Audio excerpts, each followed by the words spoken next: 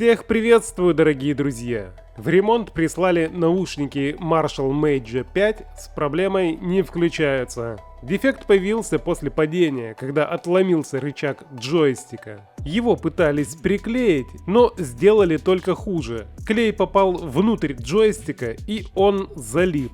Теперь наушники не включить, не выключить. Видно, что рычаг джойстика болтается и практически вырван, держится на резиновом пыльнике. При подключении кабеля зарядного устройства индикация зарядки есть. Ток потребления около 100 мА, что можно считать нормой. Скорее всего, проблема здесь только с джойстиком. Мне придется его заменить. Других дефектов я пока что не нашел. Что ж, попробуем восстановить эти наушники и начнем с разборки. Снимаю амбушюры. Под ними располагаются крепежные винты. Выкручиваю. Разбираю тот наушник, на котором находится джойстик. Он располагается на отдельной миниатюрной плате, соединяемой с основной платой при помощи шлейфа. Отключаю его.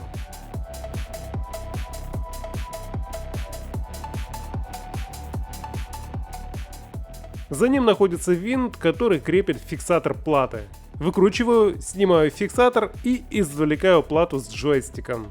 Здесь используется 5-позиционный микропереключатель. Модель деталей сейчас на экране. Чуть подробнее расскажу, как нашел его. Сначала сделал фотографии деталей с разных ракурсов. Далее в Гугле использовал функцию поиска по картинке. Если сразу не выходит найти желаемое, то можно сменить ракурс фото. И вот уже через какое-то время модель джойстика попала в результаты выдачи.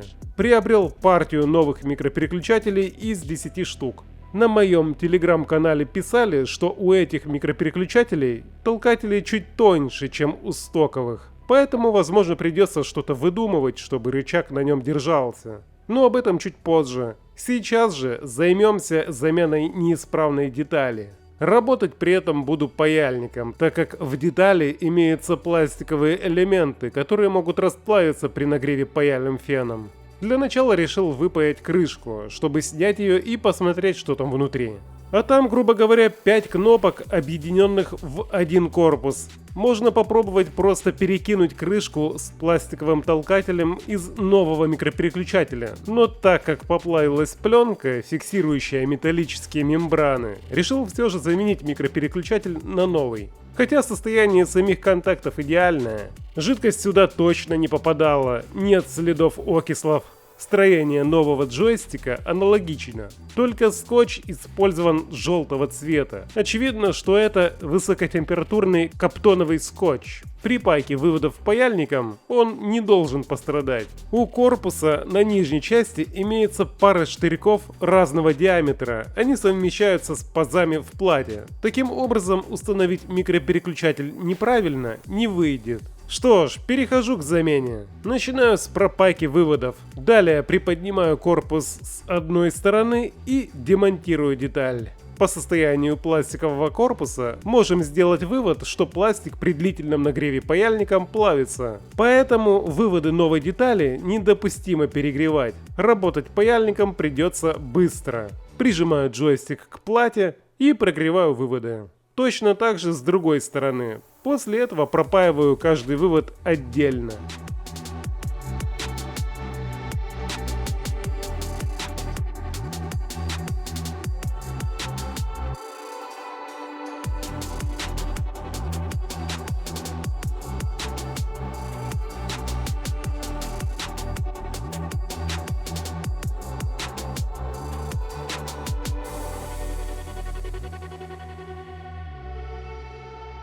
Окончательный результат выглядит вот так. Микрик при нажатии на толкатель щелкает, срабатывает во всех своих 5 направлениях.